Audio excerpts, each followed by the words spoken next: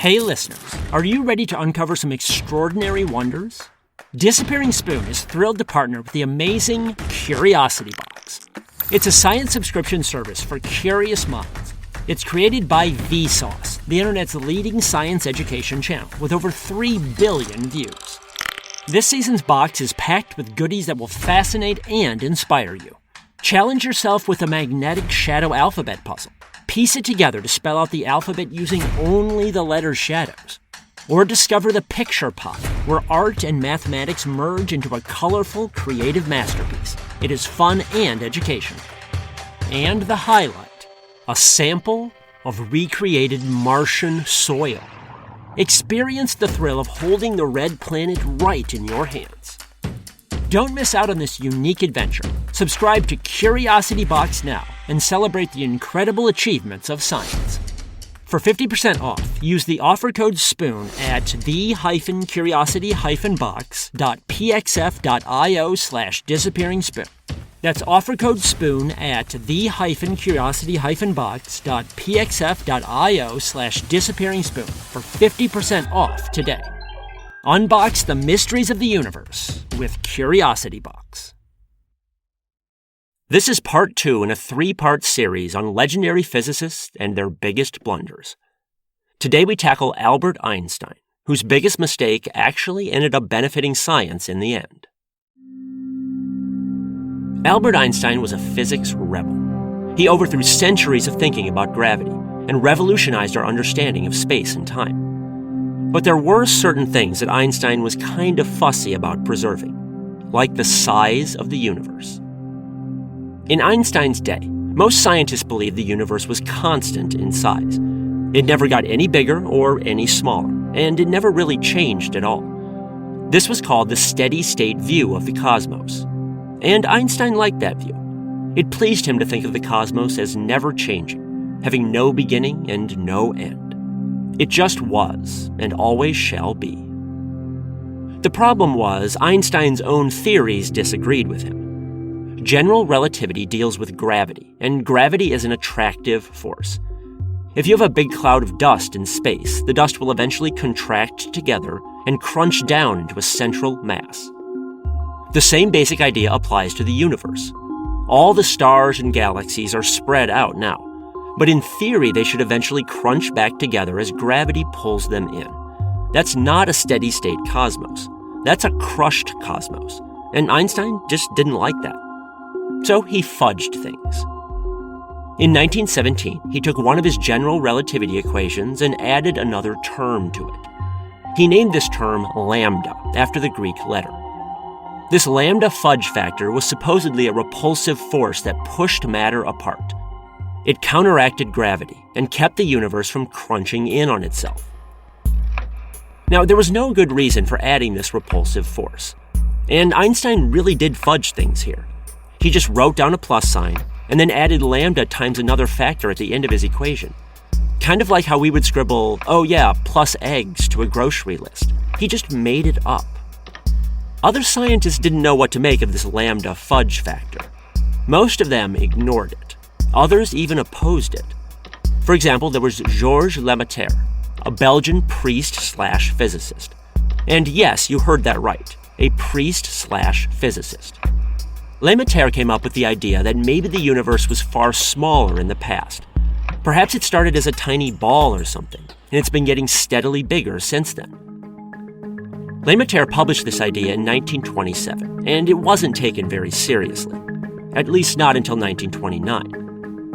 That year, an American astronomer named Edwin Hubble found that the old steady-state view of the cosmos, where it was static and always one size, was wrong. Hubble found that the universe was actually expanding. It was getting bigger. Which meant that the priest/physicist was right. If the universe was getting bigger now, it must have been smaller in the past. And if you run things back far enough, the universe must have started off very tiny, a dense ball of matter that then exploded outward and gave rise to everything around us.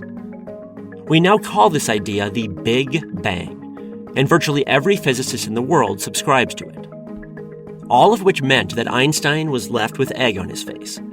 He'd added the lambda fudge factor to make the universe stable, so it was always one size. But the universe was not always the same size. It was once much smaller, and nowadays it's getting bigger. Lambda was totally unnecessary. Einstein eventually scratched it off the end of his equation, and he later called it my biggest blunder, the biggest mistake of his career. But it wasn't. In fact, it might have been the best idea he ever had.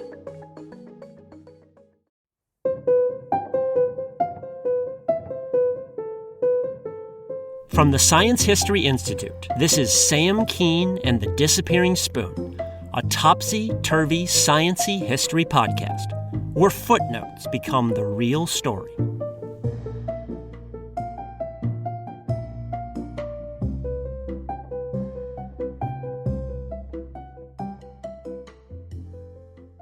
Flash forward to 1998.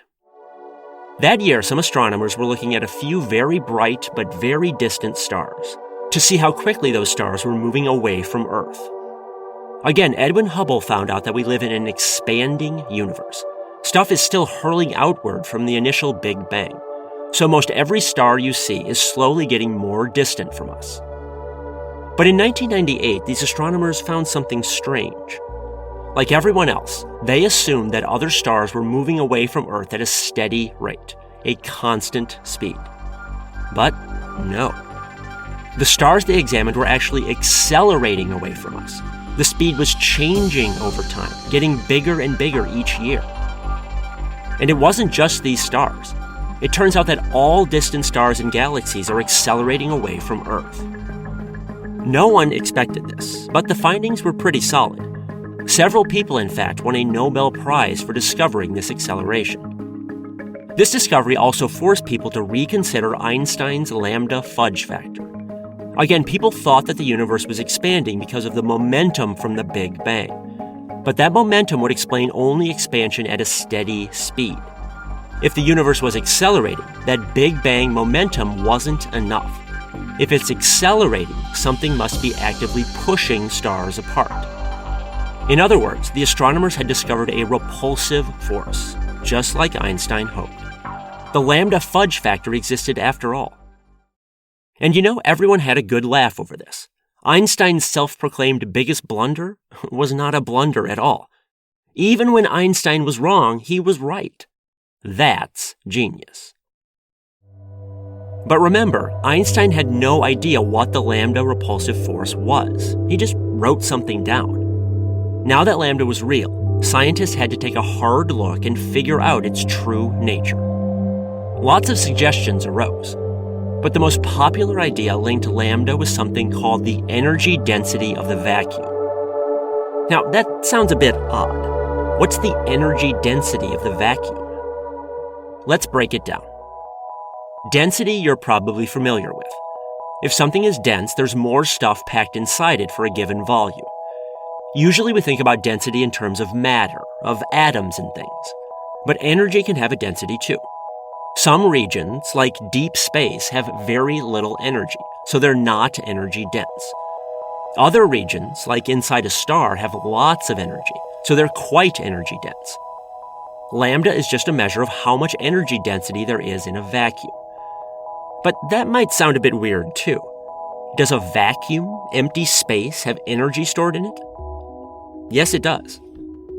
Imagine you had a strong microscope, really strong. So strong you could see subatomic particles. Now imagine you were looking at what seemed like empty space with nothing in it.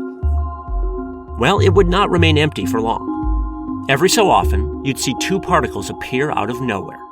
They'd just poof into existence, as if a magician conjured them up. Now, these magically appearing particles do not last long.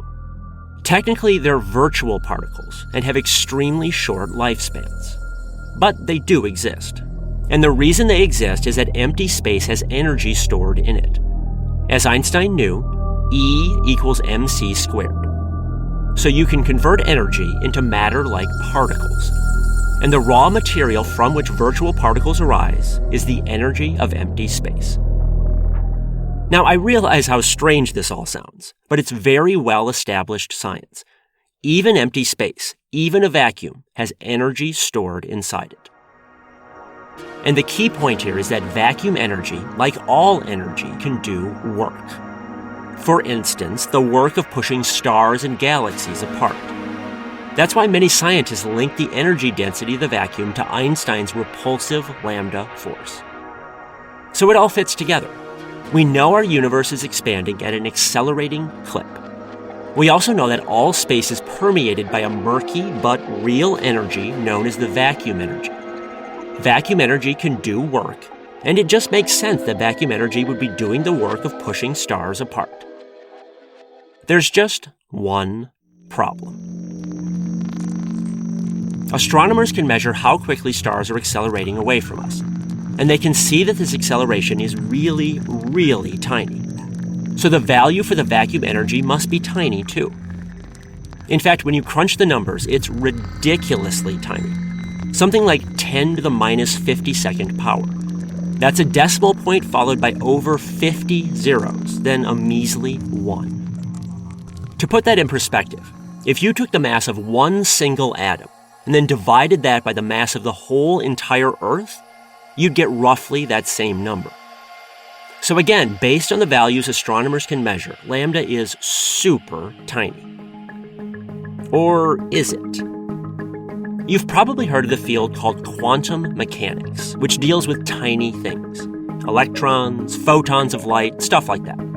And it's hard to overstate how good quantum mechanics is. It's the single most accurate field in the history of science.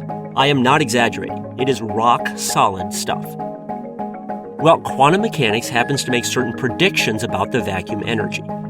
For instance, that every single particle in the universe, every electron, every proton, every dang quark should add to the vacuum energy. So should all those ghost particles I mentioned before that blip into and out of existence for fractions of a second. They add to the vacuum energy too. And given all the gajillions of particles in the universe, quantum mechanics suggests that the vacuum energy should be huge, utterly gargantuan. The predicted value is something like 10 to the 69th power. That's a 1 followed by 69 zeros. All the atoms in the whole Earth only number something like 10 to the 50th power. 10 to the 69th would be all the atoms in 10 billion Earths. So there is the dilemma. According to what we can measure with the accelerating stars, the vacuum energy seems tiny, 10 to the minus 52nd. But according to what we can predict with the most accurate scientific theory in history, the vacuum energy must be huge, around 10 to the 69th power. Overall, that's a discrepancy of 10 raised to the 121st power. If you took all the atoms in the universe, that's only around 10 to the 80th. That means that this discrepancy is 1,000 billion times bigger than the number of atoms in the universe. That's big. So you can see why this discrepancy has been called the worst prediction in the history of science. In fact, it's almost impressive to get something wrong by 1,000 billion times more than the number of atoms in the universe. But that's the miracle of modern science. So how do we resolve this problem? Well, no one knows. It's a big, huge, glaring embarrassment that we simply cannot resolve right now. But honestly, that embarrassment isn't necessarily a bad thing, because something similar happened before. And when scientists resolved that earlier embarrassment, it led to one of the most profound revolutions in the history of science.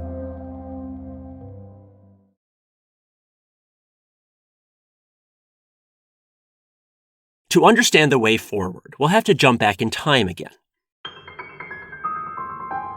Way back in the late 1800s, scientists faced something called the ultraviolet catastrophe. It arose from work on heat. Imagine you have something that's hot, like a potbelly stove with a glowing fire inside. It's giving off heat energy in the form of light rays. And those light rays come in a variety of types. Some rays are infrared light. Some are visible light, the reds and oranges and yellows, and so on. Now, in the late 1800s, a few scientists decided they wanted to be more precise here. Instead of just saying that some of the emitted light was infrared and some was orange or yellow, they wanted to put a number on things. At 1,000 degrees, exactly how much of the energy given off was from infrared light, and how much from orange or yellow? And how did those numbers change at 2,000 degrees or 3,000 degrees? Eventually, the scientists came up with an equation. You plugged in the temperature, and the equation would spit out exactly how much infrared would be emitted, or how much orange or yellow. And for most types of light, this equation worked great. But things got funny when you started shifting from visible light into the ultraviolet realm. In short, the equation started making nonsensical predictions. Without getting into too much technical detail, the equation basically predicted that your potbelly stove should be emitting loads of ultraviolet light, dangerous amounts of it. And not just ultraviolet light, but high-energy X-rays as well, and even gamma rays, the type produced in atomic bombs. Which was obvious nonsense. Stoves don't emit X-rays and gamma rays. But no one could tell what was wrong with the equation. And again, it worked quite well for low-energy light, near perfectly. This state of affairs, with absurd predictions in the ultraviolet realm and beyond, was dubbed the ultraviolet catastrophe. It was every bit as big an embarrassment then as the vacuum energy density discrepancy is now. In desperation, the scientists back then started fiddling around with the equations and fudging things, kind of like Einstein had. But whereas Einstein just slapped a plus lambda on, the work these other scientists did was much, much more involved and complicated. They racked their brains for years. Then they finally tried something ridiculous. Again, the fundamental problem involved how much heat energy something like a stove would give off. Well, they proposed that this energy came in discrete packets. As an analogy, this was like saying that the energy emitted could only have values that were whole numbers. So you could have a value of 1 or 2 or 7, but never 2.4 or 3.5. Only discrete whole numbers were allowed. Now, as far as anyone knew, there was no basis in reality for this. They just wanted to make the equations work and resolve the stupid catastrophe. And sure enough, when you make the assumption that energy came in discrete packets, voila, the ultraviolet catastrophe disappeared. The equations gave sensible answers where stoves were no longer seething cauldrons of X-rays. But then something magical happened. In completely separate work, people started experimenting with atoms and trying to figure out how individual atoms absorbed and emitted energy. And lo and behold, holy crap, they found that energy did actually come in discrete packets. This assumption, which at first had no basis in reality, was found to be a fundamental feature of reality. These discrete packets of energy are now called quanta. And this discovery of discrete quanta eventually gave rise to the field of quantum mechanics. In other words, the need to resolve the ultraviolet catastrophe led to the founding of one of the most successful fields in all of science. So maybe something similar will happen with the vacuum energy catastrophe. Maybe there's some scientist out there right now fudging things and adding random Greek letters in sheer desperation and watching in delight as something extraordinary happens. It might even seem like a mistake at first.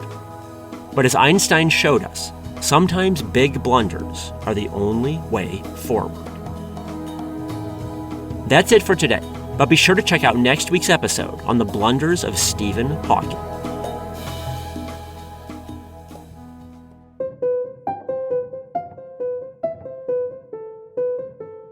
This is the Disappearing Spoon podcast, brought to you by the Science History Institute. Find out more about their library, museum, and multimedia magazine at sciencehistory.org. Make sure you check out the Science History Institute's other awesome podcast, Distillations. You can find their in-depth narrative stories and interviews about everything from space junk to sex, drugs, and migraines, anywhere you get your podcast, and on their website, distillations.org. You can find more incredible stories from my books at samkeen.com. You can also book me as a speaker at your school or event. If you like this podcast, please support it at patreon.com/disappearingspoon. It costs as little as 7 cents per day. You can also get bonus episodes and signed books. Please spread the word to others as well, and subscribe in iTunes, Stitcher, or other places. This episode was written by me, Sam Keene. It was mixed by Jonathan Pfeffer and produced by Mariel Carr, Rigoberto Hernandez, and Padmini Prathasarathi.